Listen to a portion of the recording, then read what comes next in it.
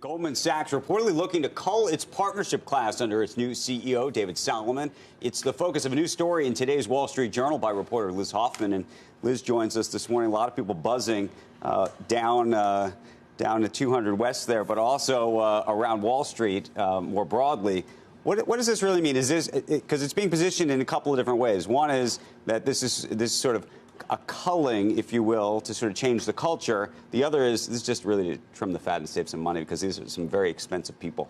It's a little bit of both of those things. Look, David's been in the seat about a year. He's putting his team in place, and that always comes with some turnover. Right. Partners are expensive. Yep. The pie is only so big. It's smaller than it used to be at Goldman these days, and so they have to make some changes. What kind of agita is this creating? I mean, talk about culture, at least in the immediate term.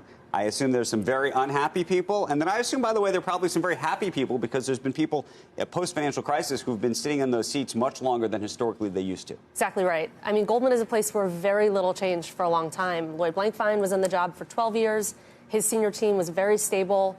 And that was seen as an asset at the time, right? It really helped the firm get through a pretty stressful time post-crisis, fairly steady.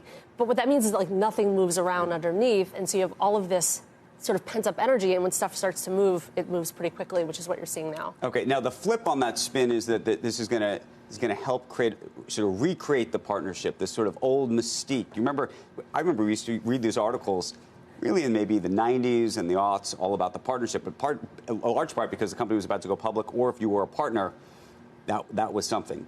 Then those ranks expanded. How do you think that changes the dynamic now? There is something to that, right? The partnership is largely symbolic, right? The partner's capital is not in the firm. They went public. They have shareholder money. And so it's really this cultural token. And so really, if you're going to have it at all, it has to mean a lot. So there really is something to that. It used to be when you made partner, your life changed overnight, and that's increasingly less true from a financial perspective, from a cultural perspective. We talked about it in the last hour with Bethany McLean. What do you think happens to this this class of partners that's going to be leaving?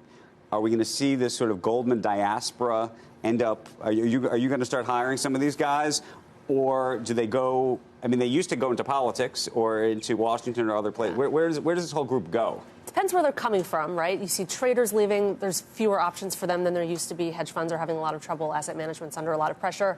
Bankers, this happened a little bit about 10 years ago when David Solomon was running investment banking. There was this crew of partners that left, and Goldman's view at the time was, you know what, we're Goldman, we'll be fine. And then those guys popped up at a lot of boutiques and started doing a lot of deals. So you will start to see it move around.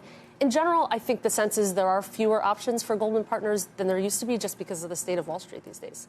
Who is the big winner from this? Meaning, are there David Solomon? No, but are there younger names that we haven't heard about yet that all of a sudden are going to come onto the scene that have been waiting for this moment? I think that's the hope, right? There's two things here. There's one way to look at it, which is the new sheriff in town kind of putting his people in the seats that he wants, people he can trust, consolidating a little bit of power. There are, I should say, some people who are looking around at the firm, which is undergoing a huge transformation, building this big Main Street bank, going big into money management. That's not something that everyone wants to stick around for. It's pretty uncertain. So there's a little bit of push and a little bit of pull. But the idea certainly is that you have these young people for whom this can actually be like a very transformational opportunity they probably haven't had the chance to get into. Final word to Eric Ken. Are you headhunting this morning? Listen, based on this story? I think if you ask Ken Moelis, are we hiring? Yes, we're always hiring. And I do think that these are very expensive people, though. I do think that if you've seen the way we have hired, we've hired smartly and always paying attention to the bottom line.